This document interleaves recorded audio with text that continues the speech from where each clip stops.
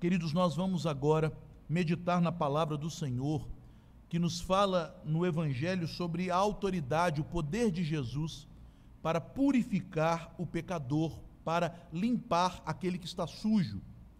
E isto nós podemos constatar na leitura do texto que encontra-se no primeiro Evangelho de Jesus, que foi escrito pelo apóstolo Mateus, capítulo 8. E eu peço aos irmãos que abram a palavra de Deus neste Evangelho de Mateus, ou Evangelho segundo Mateus. E ali no capítulo 8, nós temos o relato que o evangelista faz neste Evangelho do primeiro milagre de Jesus. Não o primeiro milagre que ele fez, mas o primeiro relatado por Mateus. Mateus capítulo 8, dos versos 1 a 4. Diz assim a palavra de Deus: Ora, descendo ele do monte, grandes multidões o seguiram, e eis que um leproso, tendo se aproximado, adorou-o, dizendo: Senhor, se quiseres, podes purificar-me. E Jesus, estendendo a mão, tocou-lhe, dizendo: Quero, fica limpo. E imediatamente ele ficou limpo da sua lepra. Disse-lhe então Jesus: Olha, não o digas a ninguém, mas vai mostrar-te ao sacerdote e fazer a oferta que Moisés ordenou para servir de testemunho ao povo. Oremos, meus irmãos. Senhor Deus, Pai bendito, estamos diante da Tua palavra, do Santo Evangelho, que nos narra não apenas aquilo que Jesus ensinou e falou, mas também aquilo que Ele fez. E todos estes atos extraordinários, atos maravilhosos de Jesus, todos estes milagres que Ele realizou, apontam para a pessoa dele, testificando que Ele é o Filho de Deus. Apontam também unanimemente para a obra dele na cruz e na ressurreição, demonstrando que, como Filho de Deus, Ele é o Redentor, o Salvador do seu povo. Senhor Deus, Pai amado, que o Teu Espírito Santo abra o nosso entendimento, toque em nosso coração nesta noite, para que a mesma fé que foi despertada naquele leproso, tantos séculos no passado, seja também despertada em nós, que nós tenhamos convicção da nossa impureza, do nosso pecado, mas que também nós tenhamos ousadia e certeza de que em Cristo há poder para purificar o imundo, para limpar o pecador. Ajuda-nos, Senhor, a vermos as maravilhas do Senhor pela exposição do Santo Evangelho, porque esta é a Tua promessa, ó Deus, que a fé vem pelo ouvir a pregação de Cristo. No nome dele oramos, pedindo que o Senhor fale conosco nesta noite. Amém e amém. Meus irmãos, antes de nos encaminharmos para o texto, eu gostaria de levantar uma pergunta. O que uma pessoa pode fazer para se aproximar de Deus? Esta é a pergunta que eu quero que os irmãos reflitam nesta noite. Pois, meus irmãos, todas as religiões do mundo, na verdade, elas não passam de variações de um mesmo propósito. Todas elas, apesar de diferentes formas, métodos e procedimentos, visam ensinar as pessoas a se aproximarem de Deus, a se reconciliarem com Deus. Isto pode ser constatado pela própria etimologia, isto é, a raiz da palavra religião, que significa religar, ligar o que estava partido, separado, quebrado. Todas as religiões, portanto, pressupõem que havia uma comunhão original e que ela foi quebrada, rompida, e que por isso é necessário fazer algo para recuperar esta ligação. Sendo assim, as religiões, de algum modo, reconhecem, mesmo que sem muito discernimento, um tipo de queda, que os homens tiveram um estado original bom, e que agora eles estão desligados da divindade. Toda religião reconhece um tipo de ideia ou noção de pecado, que nós estamos em débito com Deus e precisamos pagar algo, precisamos de uma redenção para sermos reconciliados. Até este ponto, queridos, nós podemos dizer que as religiões humanas, criadas pela mente humana, baseada na revelação geral que Deus dá na criação, na natureza, elas até aqui se assemelham com a verdade bíblica, mas tudo para por aqui. Porque, meus irmãos, as religiões humanas, elas se defrontam com um grande muro, um muro intransponível.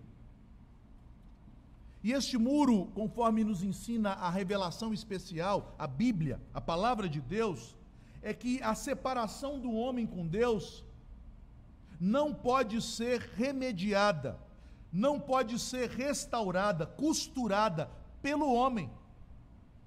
Não há nada que possamos fazer para pagar o preço do nosso pecado, para nos redimirmos com o Senhor, para ficarmos quites com Deus.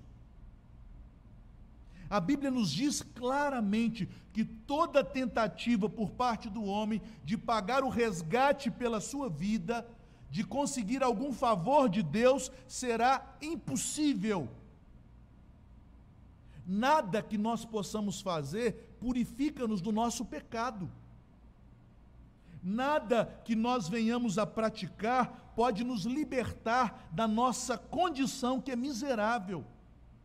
Nenhuma ação do homem pode redimi-lo diante de Deus. E agora, ao alcançarmos estes dois capítulos que são regidos por um mesmo tema, os capítulos 8 e 9 do Evangelho de Mateus, cujo tema de ambos é a autoridade de Jesus demonstrada pelos seus atos, principalmente pelos atos miraculosos, nós percebemos que, apesar de o homem não poder alcançar sua redenção, Deus alcança pecadores através de Jesus. Jesus é o único homem, porque ele também é Deus, que tem autoridade para ir ao pecador, para purificá-lo, para alcançá-lo, para reconciliá-lo com o Pai. E é o que nós veremos ao longo de 3 blocos de narrativas de milagres, que são aqui contados pelo evangelista Mateus, inspirado pelo Espírito Santo. A autoridade de Jesus demonstrada no final do Sermão da Montanha, como nós vimos na semana anterior, que está aqui dita nos versos 28 e 29, que as multidões estavam maravilhadas, porque ele não ensinava como os mestres judeus, como os escribas, mas ele ensinava como quem tem poder, autoridade. Esta autoridade é evidenciada por aquilo que ele faz, pelos milagres que ele realiza. Vejam, meus irmãos, que antes do Sermão da Montanha, em Mateus no capítulo 4, no versículo 23, o evangelista nos declara que há 3 pilares do ministério de Jesus. Ele, no seu ministério, fazia 3 coisas. Ele pregava, isto é, ele anunciava aos perdidos o evangelho do reino, chamando-os à conversão, ao arrependimento. Ele ensinava. Aqueles que eram alcançados pelo Evangelho eram discipulados por Jesus, e o Sermão do Monte faz parte do ensino de Jesus, do discipulado de Jesus. E Jesus também fazia milagres, e é isso que nós vamos ver a partir do verso 8. Pregação, ensino e milagres. E queridos, a maioria das pessoas fica atraída, fascinada pelos milagres. Já perceberam isso? É por esta razão que quando nós vamos numa igreja cuja Bíblia não é o centro daquela igreja, mesmo que seja uma igreja evangélica, mas a Bíblia não é o centro, porque os pregadores destas igrejas, eles não pregam a Bíblia toda, sequencialmente, eles escolhem textos para pregar. E ao escolherem textos, geralmente eles escolhem quais narrativas? Os milagres. Já perceberam? É por isso que ao longo da sua vida cristã, você já deve ter ouvido vários sermões sobre o cego de Jericó, sobre a cura do paralítico no tanque de Betesda, sobre a cura do cego ali no Evangelho de João, sobre a ressurreição de Lázaro e até mesmo sobre a cura deste leproso, já que este milagre é narrado nos 3 evangelhos sinóticos, Mateus, Marcos e Lucas. A maioria dos pregadores se concentra em falar dos milagres, porque os milagres fascinam as pessoas, os milagres atraem as pessoas. E imediatamente eles falam dos milagres e os aplicam, sem nenhuma consideração mais profunda, dizendo: se Jesus curou lá, Ele cura aqui. Se Jesus libertou lá, Ele liberta aqui. Jesus então vai te curar, Ele vai te libertar, Ele vai te livrar de todas as dores, problemas e aflições, porque Ele faz milagres. Não é assim a pregação? Mas, meus irmãos, não me tome como um cético, porque eu não sou cético. Eu creio no sobrenatural e creio em milagres. No entanto, eu tenho como base da minha fé a revelação, a palavra de Deus. E eu quero te perguntar: será que é este o sentido que a Bíblia, que as Escrituras dão aos milagres de Jesus? Será que estes registros da palavra de Deus foram nos dados para esta aplicação imediata de um evangelho triunfalista, de que tudo vai dar certo, de que o crente não pode sofrer, de que enfermidades não vão acometer os filhos de Deus? Será que é isto? Meus irmãos, nós devemos nos lembrar que, segundo o ensino da Bíblia e do evangelho, os milagres não são o principal foco do ministério de Jesus. Eles não representam o ponto focal, o ponto fundamental do ministério de Cristo na terra. Eles de maneira nenhuma são o clímax da obra de Cristo. Em Marcos, no capítulo 1, no verso 38, depois de Jesus ter passado um dia inteiro realizando vários milagres, porque as multidões vinham até ele com seus enfermos, com possessos, pedindo que eles curassem aquelas pessoas, Jesus se retira e se esconde. Ele vai para um lugar deserto. E as multidões então procuram, os seus discípulos vão atrás dele, o encontram no deserto e dizem: Senhor, venha, as pessoas querem mais milagres. Jesus então responde em Marcos 1,38: vamos para outras regiões, para que eu pregue também ali, pois para isso é que eu vim para pregar, eu vim para anunciar o Evangelho, a boa nova da salvação.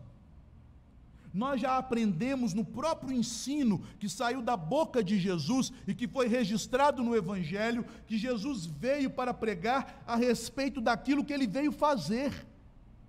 Em Mateus, no capítulo 5, verso 17, no Sermão da Montanha, Jesus diz: não penseis que vim para revogar a lei ou os profetas. Não vim para revogar, vim para cumprir. Jesus veio para cumprir as promessas de Deus, que foram dadas na lei e nos profetas, por meio da sua obediência à lei, por meio da sua entrega como sacrifício perfeito pelo nosso pecado. Este era o alvo da sua missão, e a pregação acerca deste objetivo fundamental de sua morte e ressurreição era o alvo do ministério público de Jesus, não os milagres. Pois bem, queridos irmãos, o Senhor Jesus veio ao mundo para realizar uma obra e para anunciá-la aos homens. Esse é o foco do seu ministério. Então eu te pergunto, ou melhor, você deve estar se perguntando: onde os milagres se encaixam nisso? Conforme o ensino do Evangelho, que podemos encontrar, por exemplo, em João, no capítulo 2, no verso 11, quando Jesus acabou de realizar o seu primeiro milagre em seu ministério público, transformando água em vinho nas bodas de casamento em Caná da Galileia, o evangelista inspirado registra que aquele milagre que Jesus fez era um sinal. Veja, a Bíblia chama os milagres de Jesus por esta palavra, sinal. E o que são sinais? São símbolos que apontam para um sentido, para um significado mais profundo. Assim como as letras unidas, formando palavras, apontam para significados cujo sentido está na realidade, os milagres eram eventos pelos quais Deus agia através de Cristo para apontar para a glória de Deus e para a obra de Cristo, para a pessoa e para a obra de Cristo. Lá em João 2,11 o evangelista diz: com este sinal deu Jesus início ao seu ministério para evidenciar, para mostrar a sua glória. Com que propósito? A fim de que seus discípulos crescem nele. Muitas vezes as pessoas se equivocam achando que a fé é demandada para que se receba um milagre. Eu tenho que crer no milagre para o milagre acontecer. Meus irmãos, isto é até ilógico. Pensem bem. Lázaro foi ressuscitado por Jesus.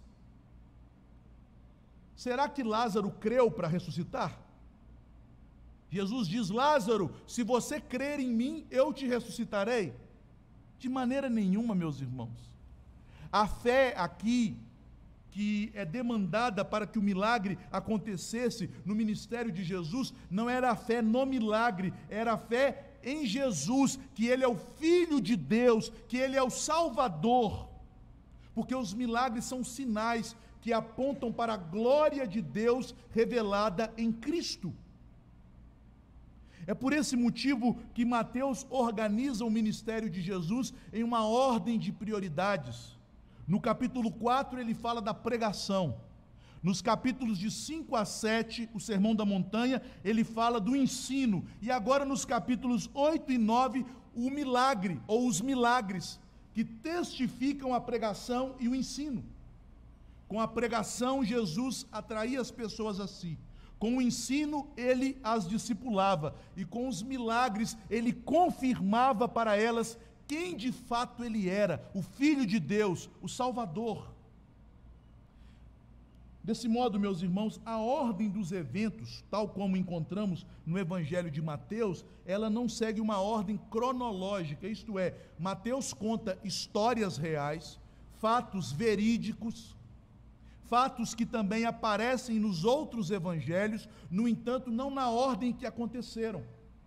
É provável que este milagre da cura do leproso tenha ocorrido antes de Jesus pregar o Sermão da Montanha. E a ordem cronológica pode ser constatada quando comparamos a narrativa de Mateus com a narrativa de Marcos no capítulo 1 e de Lucas no capítulo 5, onde este mesmo milagre é colocado. O que Mateus faz aqui é trabalhar com várias narrativas de milagres ordenados por um tema. Então ele quer tratar da autoridade de Jesus e ele conta vários casos, alguns que ele presenciou, outros que ele tomou conhecimento como apóstolo, como evangelista, e estes eventos são coordenados em temas que evidenciam quem é Jesus, o que ele veio fazer. E com esse primeiro relato que encontramos no capítulo 8, a cura do leproso, fica evidente pelo Evangelho que o evangelista quer nos ensinar que Jesus tem autoridade para purificar pecadores. Porque, meus irmãos, todos nós, quando somos confrontados pelas palavras do Sermão do Monte, nos sentimos pecadores. Fica evidente para o homem que o padrão de Deus, que a justiça do reino, está muito acima da nossa capacidade. Que aquilo que Deus requer de nós não pode ser alcançado com as nossas próprias forças, sem a autoridade, o poder, a ajuda de Cristo. Todos nós, diante das palavras celestiais proferidas pelo Senhor, quando assentou-se naquele monte, ensinando aos seus discípulos e às multidões, nós devemos nos sentir como impuros, como leprosos, como enfermos espiritualmente. Mas Jesus tem autoridade para purificar o pecador, e o texto da narrativa nos mostra a maneira como o Senhor purifica os pecadores. Como pessoas impuras podem ser transformadas em pessoas limpas pela obra de Cristo. É o que está aqui sinalizado, apontado pelo milagre. Em primeiro lugar, meus irmãos, vejam o contexto. Descendo ele do monte, a ideia do descer indica que é impossível, como eu tenho dito na introdução deste sermão, que nós alcancemos o padrão de Deus, porque o padrão de Deus é a perfeição, conforme está no Sermão da Montanha. Mateus 5,48, portanto, sede vós perfeitos, como perfeito é o vosso Pai que está nos céus. Não obstante sermos incapazes de chegarmos até a presença de Deus, Deus, pela encarnação do seu Filho, vem até nós. Jesus desceu do monte. As multidões maravilhadas com seu ensino o seguem.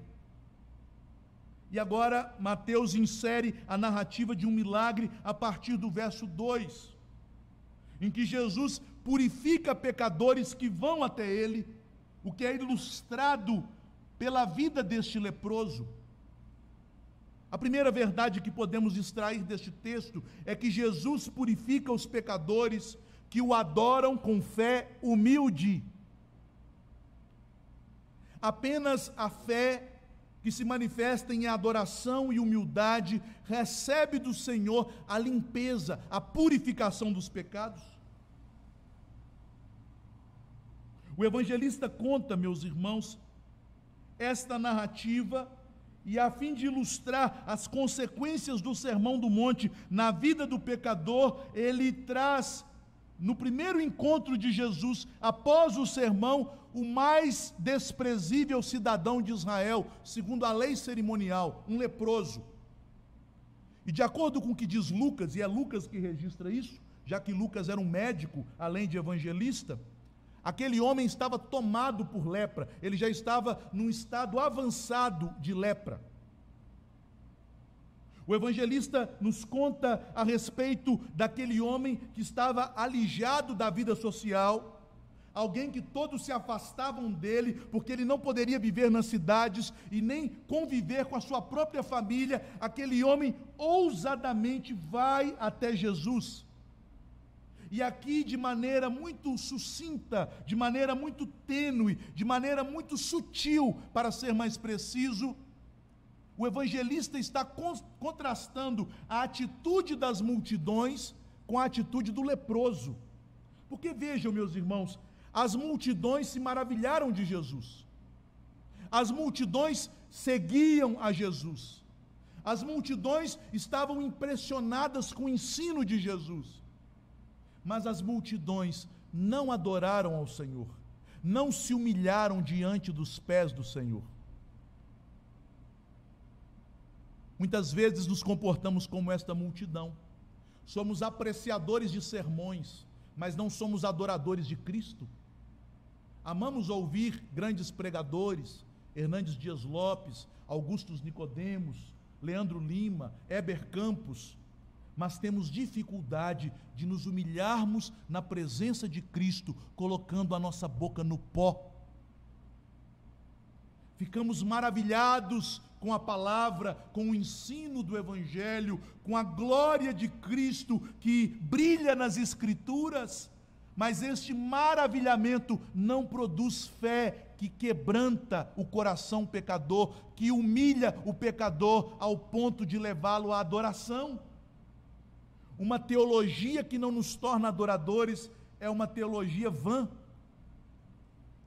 E este leproso ensina a todos nós e à multidão esta importante lição. Mas antes de falarmos da atitude dele, eu gostaria, meus irmãos, que os irmãos se atentassem para a condição dele. Porque a lepra, nós sabemos ainda hoje, quando a cura para esta enfermidade já foi descoberta, é uma doença terrível. Se hoje nós tivéssemos a oportunidade de irmos a um leprosário, nós ficaríamos ao mesmo tempo enojados por coisas terríveis, repugnantes que veríamos, e contristados, abatidos. É uma doença gravíssima, ainda mais no mundo antigo, porque a lepra no mundo antigo era uma doença incurável. As pessoas eram tomadas de feridas, e a palavra lepra vem de uma palavra grega que significa escama. As feridas iam crescendo, a pele ia morrendo, e na medida em que a lepra ia se aprofundando por tecidos mais internos na carne, a pele se tornava áspera como escamas. Apareciam crostas, aquelas crostas se tornavam feridas cheias de pus, e estas feridas purulentas, embora criassem uma camada por cima delas, nunca se curavam. Elas sangravam, elas purgavam, elas fediam, mas não saravam.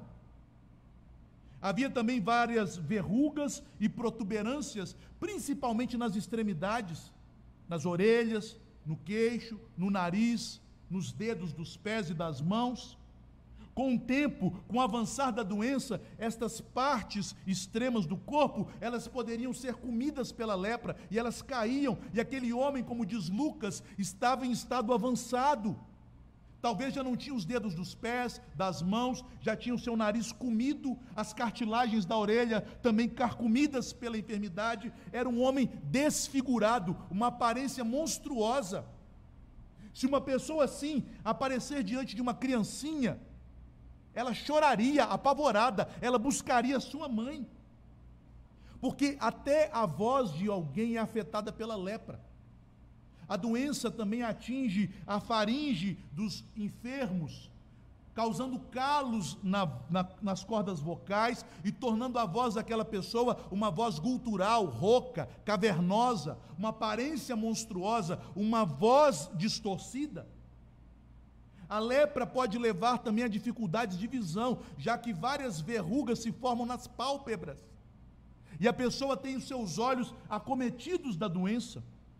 Mais terrível ainda é que uma pessoa leprosa, ela é fedida.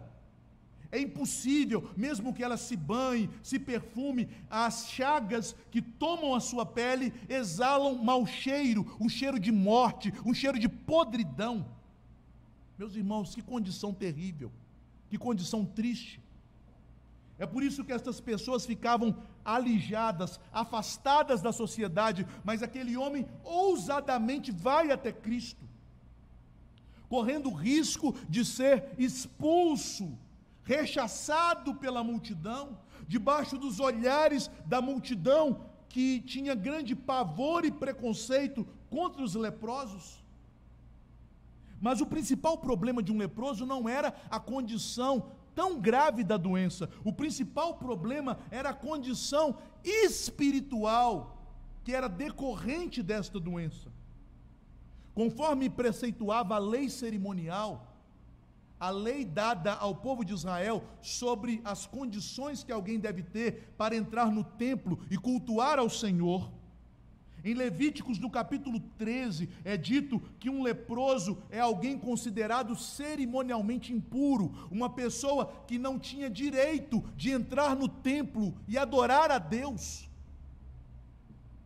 O comentarista William Hendrickson nos diz o seguinte: não é o caráter contagioso da lepra o que se enfatiza nas Escrituras, e sim o fato de que ela tornava a pessoa atingida cerimonialmente, tornada impura, excluída do contato social e principalmente do contato religioso com o povo de Deus.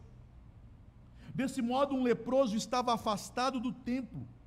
Ele era considerado alguém banido, maldito, alguém que não poderia desfrutar das bênçãos do convívio com o povo santo de Deus.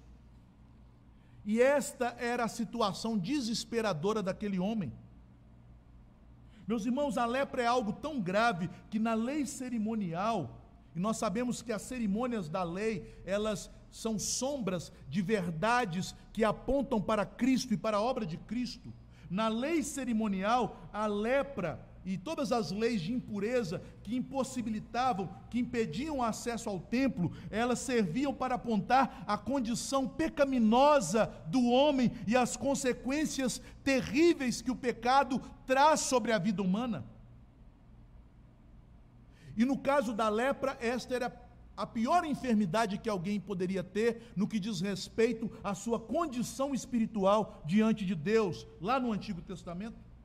Os rabinos, em seus comentários, chegam a dizer que pelo fato da lepra ser uma doença incurável, ela está no mesmo patamar da morte. Um leproso é tão impuro quanto um morto.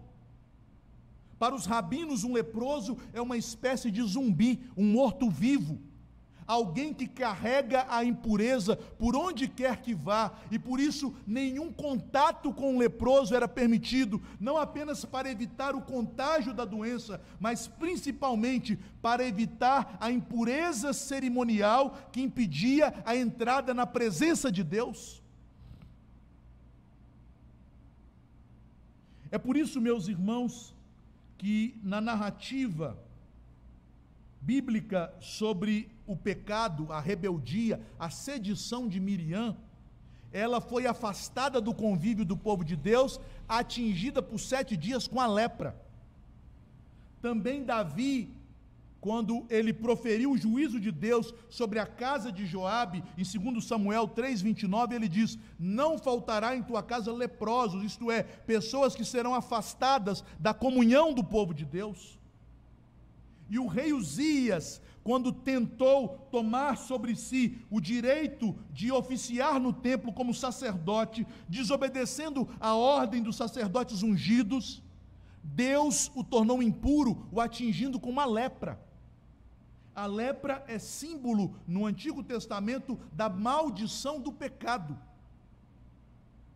Os irmãos devem se lembrar do caso do sírio Naamã, que foi até o rei de Israel pedindo que fosse curado de lepra. E em 2 Reis, no capítulo 5, verso 7, o rei de Israel, apavorado, declarou o seguinte: acaso sou eu Deus, com poder de tirar a vida ou dá-la, para que este envie a mim um homem para eu curá-lo de sua lepra?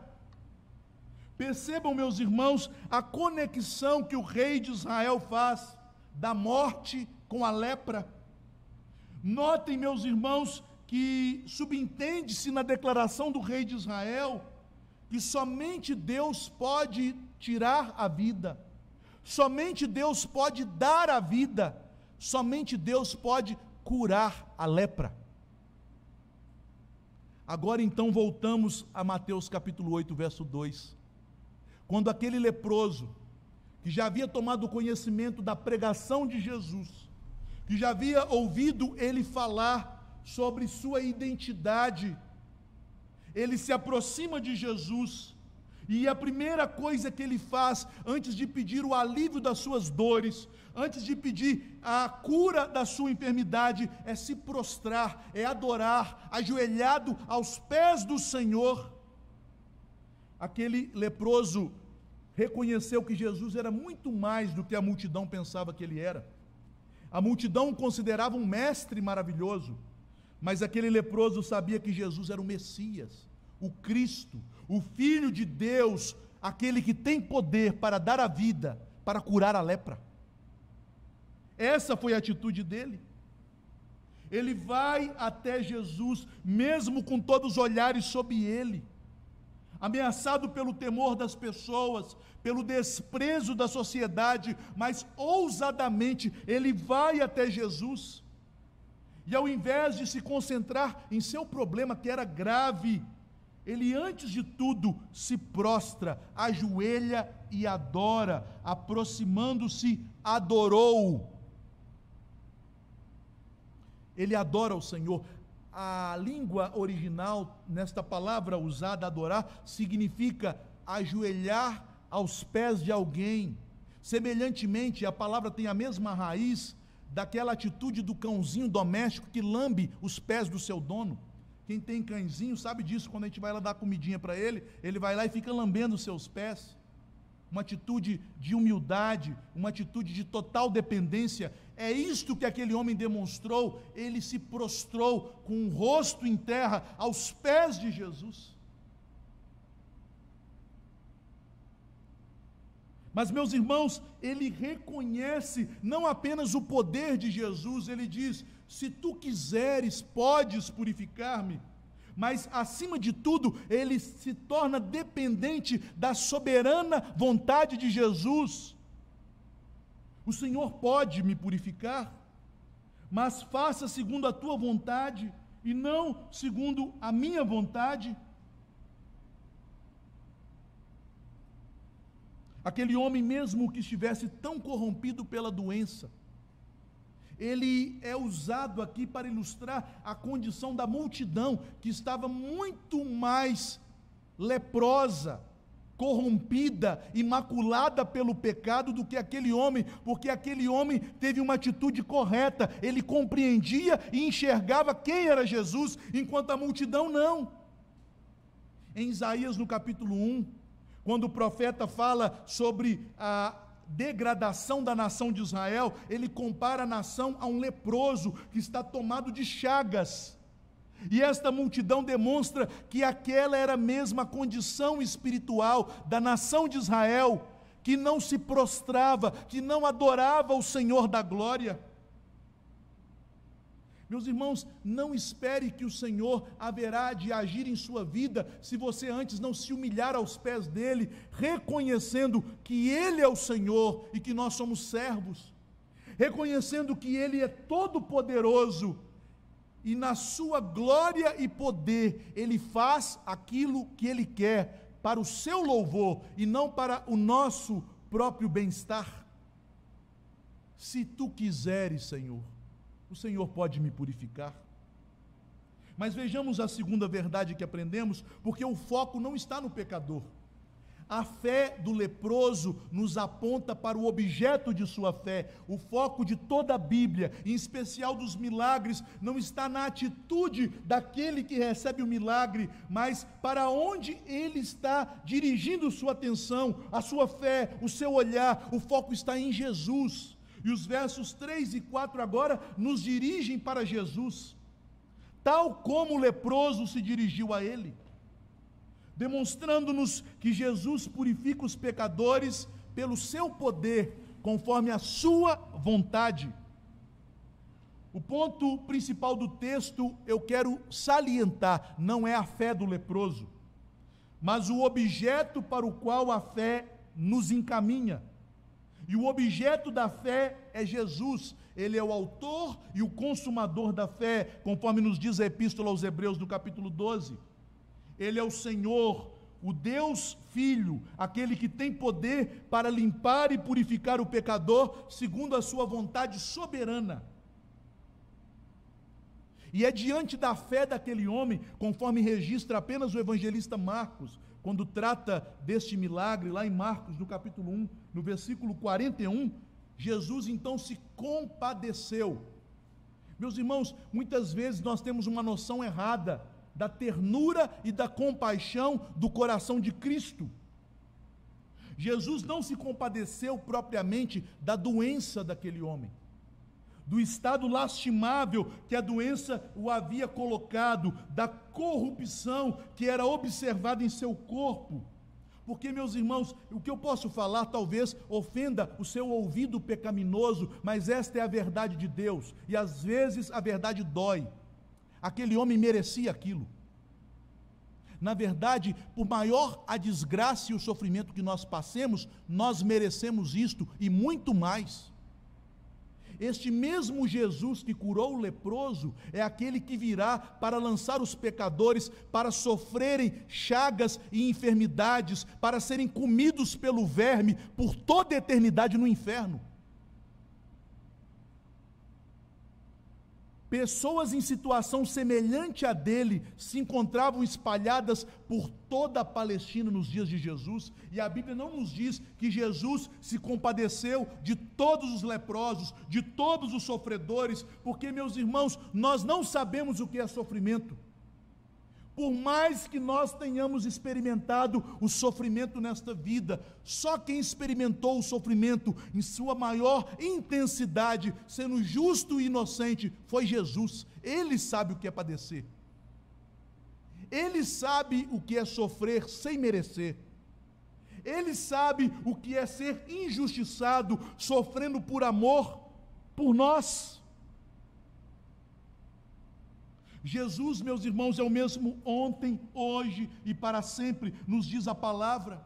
Ele é o Deus onisciente, Ele vê todas as coisas e as conhece. Provavelmente naquelas multidões que estavam diante daquela cena, havia pessoas sofredoras, Mas a Bíblia afirma que ele se compadeceu apenas daquele leproso. Jesus teve compaixão, e eu insisto, não pelo sofrimento em si mesmo, mas porque aquele homem, humildemente, ele reconhece sua indignidade, ele prostra-se diante de Jesus, declarando a sua fé, declarando que ele é o Senhor Todo-Poderoso, e ainda em humildade, ele não exige a sua cura. Eu imagino que no inferno, todos os dias, os pecadores que sofrem as suas penas, eles gritam impropérios contra Deus. E muitas pessoas sofrem nesta vida murmurando contra o Senhor. Mas aquele homem que tinha vários motivos para se revoltar, se é que alguém tem motivo para se revoltar contra Deus, mas humanamente falando, falo como homem, ele poderia ter motivos para se revoltar, motivos para reclamar, motivos para murmurar. Ele não faz isto, ele adora, porque ele viu quem era Jesus, ele compreendeu quem era Cristo, e ele entendeu que aquele sofrimento dele em Cristo Jesus era leve e momentâneo, perto da glória que o Senhor tem para dar para aqueles que creem nele. A humildade do pecador é o que comove o coração de Cristo, lembre-se disso. Não é porque você está sofrendo que Deus vai se comover com você. Muitas vezes nós sofremos e nos enchemos de sentimento de autopiedade, ficamos com dozinha de nós mesmos e achamos, Deus vai derramar lágrimas por mim. Não se engane com esse tipo de sentimento humano. É o quebrantamento, é o coração contrito e abatido que Deus não rejeita, é a humilhação aos pés de Jesus, que é recebida com a compaixão, com a graça e com a misericórdia do Senhor. Nada além disso haverá de tocar o coração de Cristo. É pela fé humilde que alcançamos a graça do Senhor. Jesus então faz algo surpreendente, meus irmãos. Diz o texto no versículo 3, e Jesus, estendendo a mão, tocou-lhe. Segundo a lei cerimonial, não era proibido alguém tocar em um corpo morto ou em um leproso. No entanto, se alguém fizesse isto, ele estaria 7 dias impuro, impossibilitado de entrar na presença de Deus e no santuário. Mas, meus irmãos, quem tocou no leproso foi o próprio santuário. Quem estendeu as mãos a ele foi o próprio Deus. Ao fazer isto, Jesus sinalizava 2 coisas importantes. Em primeiro lugar, ao estender a sua mão e ao tocar nas chagas purulentas e fétidas do leproso, Jesus mostra a identificação dele com o pecador. Ele se fez semelhante a nós, ele se fez pecado por nós. Não que ele tenha pecado, porque ele não pecou jamais, mas ele assumiu as consequências do pecado, tal como ele está assumindo as consequências da contaminação ao tocar no leproso. Ele se fez homem, ele veio ao mundo para assumir em si mesmo a ira de Deus contra a culpa e a corrupção do pecado em nosso lugar. E ele também, ao fazer este ato, ele assume a condição dos pecadores, de demonstrar que o pecado não pode contaminá-lo. Qualquer pessoa que tocasse no leproso tornar-se-ia impura, mas Jesus não é contaminado pela impureza, ele transmite pureza. Ele tem poder para dar o Espírito Santo. Ele tem poder para dar a redenção, ele tem poder para tornar o impuro puro, o sujo limpo. A mão de Cristo aqui, meus irmãos, deve ser entendida como a própria mão de Deus, porque ele é um com o Pai, ele é Deus. E no Antigo Testamento, a mão de Deus é um símbolo da ação poderosa do Senhor através do Espírito Santo. Um grande estudioso do Antigo Testamento, chamado Hildebrand, em sua obra Teologia do Espírito Santo, no Antigo Testamento, ele afirma o seguinte, que a Bíblia usa tanto o termo Espírito do Senhor, quanto a mão do Senhor, para indicar a obra de Deus. As palavras mão ou dedo do Senhor podem se referir ao Espírito de Deus, significando os atos poderosos de Deus para libertar o seu povo. E este estudioso acrescenta: nas 200 referências que o Antigo Testamento faz para a mão do Senhor, muitas referem-se ao poder de Deus, pelo qual ele demonstra sua capacidade de cumprir sua palavra, libertar, criar, renovar o pecador. Jesus toca naquele homem, e ele então declara com autoridade, este toque que significa a ação de Deus em favor do seu povo, solidarizando-se com o seu povo, é unido à palavra de Jesus, a sua palavra cheia de autoridade, de poder, a palavra que é a palavra de Deus que criou todas as coisas, o verbo do Pai. Ele diz: quero, fica limpo. Aqui, meus irmãos, o querer se uniu ao poder. Jesus suprime o condicional, o se quiseres, e ele diz: eu quero, e ele acrescenta: fique limpo. E imediatamente a situação de enfermidade repugnante é transformada em saúde. Meus irmãos, foi algo espantoso. O texto nos diz: imediatamente ele ficou limpo da sua lepra. Diferentemente destes falsos milagreiros de nossos dias, Jesus realiza um milagre público diante de todos, e ele realiza um milagre que acontece de forma instantânea e visível. A multidão observa, a multidão testemunha e constata o poder glorioso daquele que é o próprio Deus diante deles em carne. Mas vejam, meus irmãos, que o destaque não está na cura. Embora a cura nos chame tanta atenção, ela nos fascine, e eu imagino que se eu estivesse ali, eu ficaria maravilhado de ver aqueles dedinhos comidos, nascendo de novo, a mão sendo refeita, as pálpebras sendo limpas, as verrugas e as úlceras sendo curadas, a pele escamosa se tornando uma pele limpa, uma tez de criança, e eu ficaria boquiaberto, surpreendido, atraído pelo milagre. Mas lembrem-se, o milagre é um sinal, ele está apontando para algo mais surpreendente ainda, porque aquele homem não pediu para ser curado, embora a cura estivesse implícita.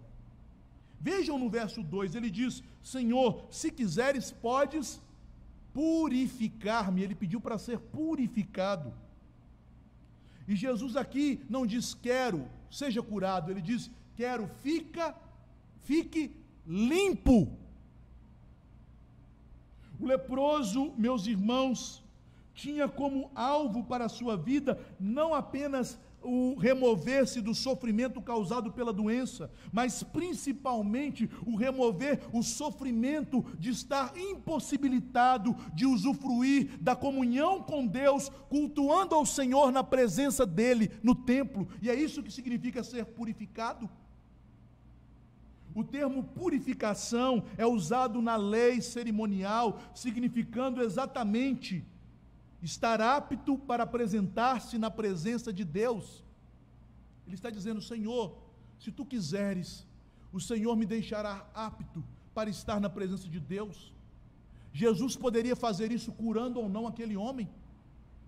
Os irmãos vão ver neste evangelho que certa feita, conforme está no capítulo 9, um homem que foi acometido de uma doença gravíssima, paralítico em um leito, foi descido pelo telhado até os pés de Jesus, e Jesus não disse seja curado, ele disse os teus pecados estão perdoados, e a cura veio depois, apenas para apontar para a incredulidade daqueles que arrazoavam no seu coração: quem é este que blasfema dizendo que pode perdoar pecados? O mais importante não foi a cura, queridos, que os olhos humanos podiam ver. O mais importante foi a ação de Deus no coração daquele homem, purificando dos seus pecados, reconciliando-o com Deus, redimindo da sua culpa. Jesus, ao curar o leproso, faz o que ele pediu, concedendo àquele homem a condição de limpeza cerimonial que o habilitava para o culto ao templo.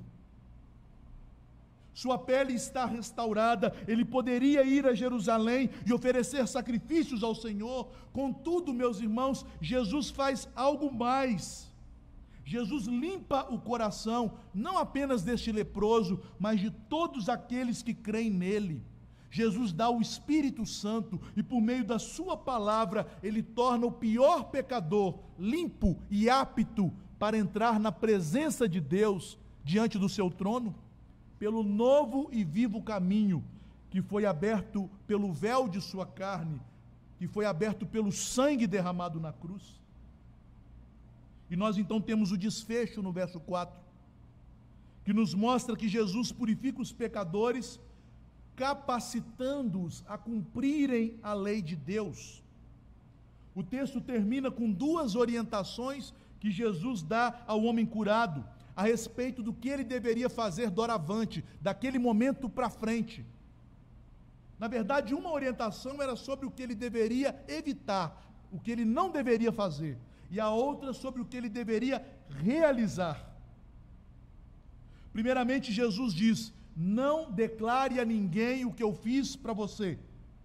É o que está no início. Disse-lhe então Jesus: olha, não digas a ninguém. Meus irmãos, Jesus não proibiu aquele homem de divulgar o milagre, até porque essa seria uma ordem impossível, já que o milagre fora testemunhado por muitas pessoas. Todos eles viram, todos eles se maravilharam e todos eles com certeza espalhariam a notícia que há um homem que cura os leprosos, que purifica os leprosos, que ele é o Messias. Então, qual é o teor desta ordem? Qual o teor desta orientação dada por Jesus? Lucas parece nos dar uma pista, quando ele narra este milagre, lá no capítulo 5, no versículo 15, ele diz que tão logo aquele milagre ocorreu, o homem se alegrava, ele contava a notícia e as multidões vieram até Jesus, e isso impossibilitou a continuidade do ministério de Jesus ali. Então, Jesus tem que se retirar para lugares desertos onde ele orava. O fato de Jesus, primeiramente, proibir que o milagre fosse ostensivamente divulgado, é para que o foco não ficasse no poder de Jesus em fazer milagres, retirando do Senhor a possibilidade de manter o seu ministério de pregação do Evangelho. Mas, meus irmãos, há ainda um ponto mais importante nesta primeira orientação. O que Jesus quer ensinar ao homem, a todos nós, relaciona-se ao propósito de um milagre, que é a glória de Deus revelada em Cristo. Muitas pessoas têm dito que elas fazem milagres e têm glorificado com isso homens, instituições e igrejas. Mas veja, Jesus, ele apontou a glória para si como Deus e para o próprio Pai. O milagre não deveria ser o alvo, as pessoas não deveriam ir a ele pelos milagres. Ao dizer que ele não deveria ir às pessoas para contarem, eu creio que Jesus estava se referindo à família, aos seus parentes, aos seus conterrâneos, porque aquele homem há muito tempo estava afastado não apenas do convívio do templo, mas também do convívio social. E provavelmente no afã da alegria, conforme Lucas e Marcos narram, ele quis primeiramente ir àquelas pessoas que há muito ele não via. Quantas pessoas têm buscado milagre para restaurarem o bem-estar da sua vida e não a glória de Deus? Eu quero que Jesus mude o meu casamento, que Jesus restaure os meus filhos, que Jesus me cure de determinada doença que me impossibilita de viver uma vida normal. Pessoas que buscam a intervenção divina, movidas por este sentimento, apenas de verem sua vida normalizada, porque as doenças e problemas acabam transtornando o curso da nossa existência, o convívio familiar e social. Assim, meus irmãos, muitos são aqueles que recorrem a Jesus não por terem percebido a miséria do seu pecado, a necessidade que nós temos de redenção, de reconciliação com Deus. Muitos recorrem a Jesus somente para terem um problema sanado. E essa não deve ser a prioridade, embora seja algo bom. Essa não deve ser a prioridade, o foco do milagre, como orienta o Senhor. E fica claro isso na segunda orientação: mas vai mostrar-te ao sacerdote, faz a oferta que Moisés ordenou para servir de testemunho ao povo. Este é o propósito do milagre. A ação miraculosa de Cristo em favor do pecador visava demonstrar o papel da lei e o papel de Cristo em relação à lei. Porque, meus irmãos, um sacerdote, ele era um homem da lei, ele era o representante da lei de Deus diante do povo. Levítico 13 nos diz que um sacerdote, embora não pudesse curar a lepra, ele tinha olhos clínicos para identificar a lepra. A lei não cura o pecado, a lei mostra o pecado. Semelhantemente aos sacerdotes, os pastores do Novo Testamento não podem conceder o Espírito Santo, nem mudar a vida dos seus ouvintes. O que eles podem fazer é apontar para o pecado, para que os ouvintes tomem consciência, pela obra do convencimento do Espírito, de que eles precisam de Cristo. A lei aponta para o pecado, a lei conduz a Cristo. Mas agora Jesus manda aquele homem cumprir o que está em Levítico 14. Já que a lei não pode curar, apenas identificar a enfermidade, a lei também pode dizer se alguém foi curado ou não, já que a cura é obra de Deus. Ele deveria cumprir Levítico 14, oferecendo uma oferta de gratidão ao Senhor, consagrando sua vida ao Senhor e testificando com gratidão que o Senhor operou nele aquilo que a lei, aquilo que o sacerdócio, aquilo que nenhum homem pode fazer por seu semelhante, purificar dos seus pecados. Porque é isso que Jesus veio ao mundo fazer. É nisso, meus irmãos, que consiste a autoridade de Jesus demonstrada neste milagre. Jesus cumpre a lei redimindo o homem pecador, purificando o homem impuro, limpando os nossos pecados todos. Os irmãos devem se lembrar da introdução do sermão, quando eu disse que toda religião tenta religar o homem a Deus por meio de algum processo de autossalvação, de autorredenção. Lembram-se? Pois bem, o Evangelho, a palavra de Deus, não faz isso. Ela é diferente de todas as religiões criadas pelo homem. Tiago chama a religião bíblica e verdadeira de religião pura e sem mácula. E por que ela é pura e sem mácula? Porque o Evangelho revela o poder de Cristo para purificar pecadores. Jesus pode purificar e limpar-nos de toda impureza. E além disso, Jesus pode, com sua autoridade e poder, fazer aquilo que a lei não é capaz de fazer, porque a lei está enferma. Não porque a lei não seja boa e santa, mas ela está enferma por causa daqueles que a ouvem, por causa da nossa carne. É o que está em Romanos 8, 3 e 4. Porquanto o que fora impossível à lei, no que estava enferma pela carne, isso fez Deus enviando o seu próprio Filho, em semelhança de carne pecaminosa, e no tocante ao pecado. E com efeito condenou Deus na carne o pecado, a fim de que o preceito da lei se cumprisse em nós, que não andamos segundo a carne, mas segundo o Espírito. Jesus demonstra um sacerdócio superior aos sacerdotes da lei antiga, segundo Arão, que identificavam o pecado, mas não limpavam o pecador. Jesus mostra o pecado, purifica o pecador e nos concede o Espírito Santo para vivermos em santificação, oferecendo a nossa vida como oferta agradável ao Senhor. Ele é o grande sumo sacerdote do seu povo. Meus irmãos, fica claro que o propósito deste milagre é evidenciar a autoridade de Jesus por aquilo que ele é, o Filho de Deus Todo-Poderoso, que purifica pecadores, que os torna agora aceitáveis na presença do Pai para viver em obediência e em novidade de vida. Este é Jesus. E este é o milagre que ele faz em nossa vida, que ele quer fazer naqueles que creem nele. Eu vou encerrar com 3 aplicações. Em primeiro lugar, como você tem reagido à autoridade de Jesus? Você tem se comportado como uma multidão admirada ou como um leproso, crente e humilde? Meus irmãos, Jesus não quer que sejamos meramente seus seguidores.